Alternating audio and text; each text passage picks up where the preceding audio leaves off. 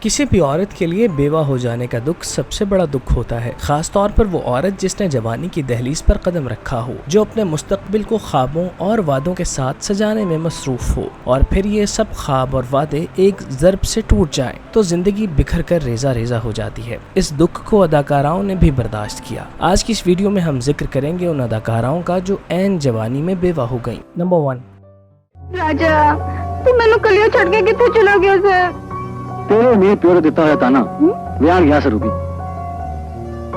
پر ایک third part یہ روپیہ پیسہ سب کچھ کتوں آ گیا؟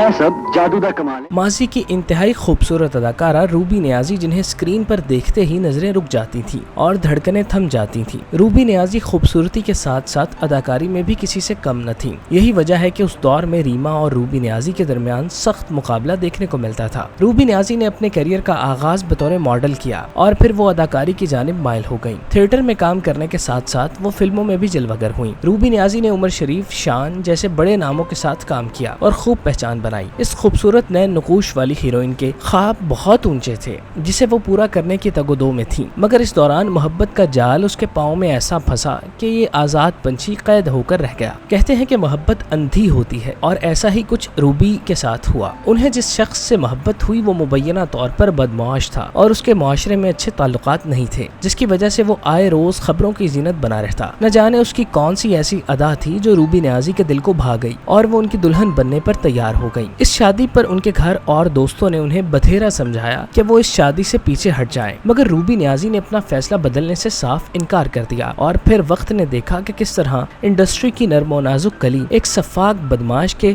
گملے کی رونق بن گئی۔ شادی کے ابتدائی چند مہینے بہت اچھے سے گزرے، جس سے روبی کو محسوس ہوا کہ ان کی زندگی گلزار بن گئی ہے، لیکن انہیں کیا پتا تھا کہ یہ موسم وقتی ہے جبکہ خوفناک خزاں ان کی منتظر ہے۔ شادی کے 1 سال بعد روبی نیازی کا شوہر جرائم پیشہ افراد کے ہاتھوں قتل ہو گیا اور یوں روبی نیازی کا سہاگ 1 سال میں اجڑ گیا۔ روبی نے شادی کے بعد انڈسٹری کو خیر آباد کہہ دیا۔ روبی کے پاس ایک بیٹی تھی جس کی پرورش کی ذمہ داری روبی نیازی کے سر پہ آ گئی اور پھر روبی نیازی نے بیک وقت ماں اور باپ بن کر اپنی بیٹی کو پالا۔ اس دوران انہیں زمانے کی سختیوں کا بھی سامنا رہا، مگر وہ ثابت قدم رہی۔ آج روبی نیازی کے بارے میں کہا جاتا ہے کہ وہ بیرون ملک مقیم ہیں، اپنا کاروبار کر رہی ہیں اور انتہائی خوشگوار زندگی بسر کر رہی ہیں۔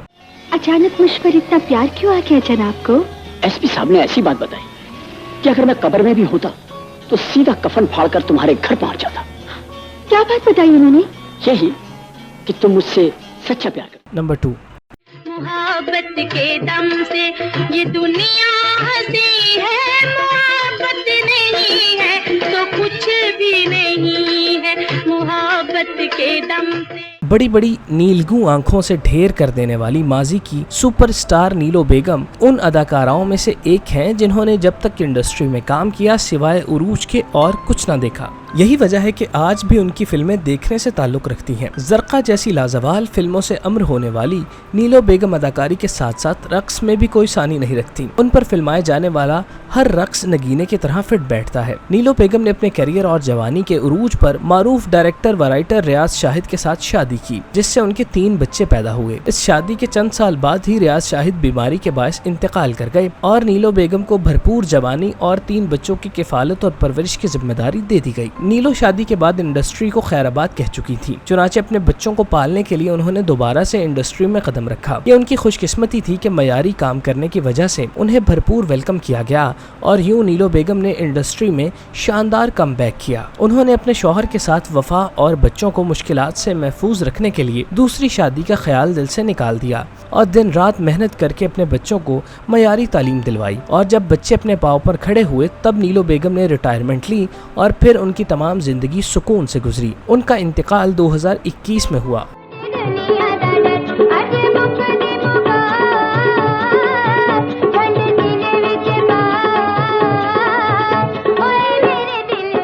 نمبر 3،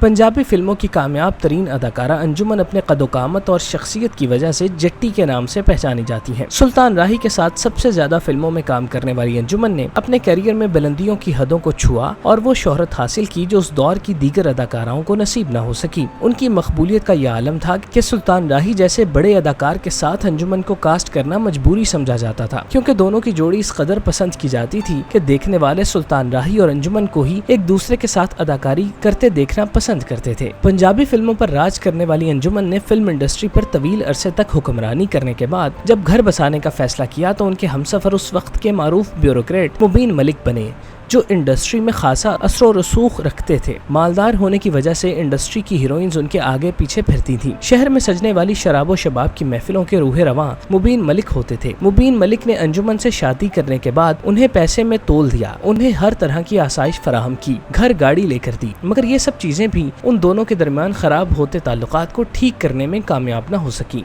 ईद के दिन जब मुबीन मलिक अपनी बेगम और बच्चों से ईद मिलकर अपने घर डिफेंस आ रहे थे तो रास्ते में घात लगाए मुसल्ला अफराद ने उनकी गाड़ी पर अंधाधुंध फायरिंग कर दी, जिसके नतीजे में वो जाँ बहक हो गए, जबकि बेटी शदीद जख्मी हो गई। मुबीन मलिक की वफात से जहां अंजुमन बेवा हुई, वहीं उनके छोटे छोटे बच्चे भी बाप की नेमत से महरूम हो गए। इस वाक़े के कुछ साल बाद अंजुमन ने अदाकार लकी अली से शादी की, जो 2 साल के कलील अरसे तक कायम रही और फिर तलाक पर मुंतहज हुई। अंजुमन लाहौर में मुकीम हैं और अपनी जिंदगी खुशगवार तरीके से बसर कर रही हैं। उन्हें किसी भी तरह के माली मसाइल की परेशानी नहीं, क्योंकि उन्हें बड़ी तादाद में जायदाद मिली है।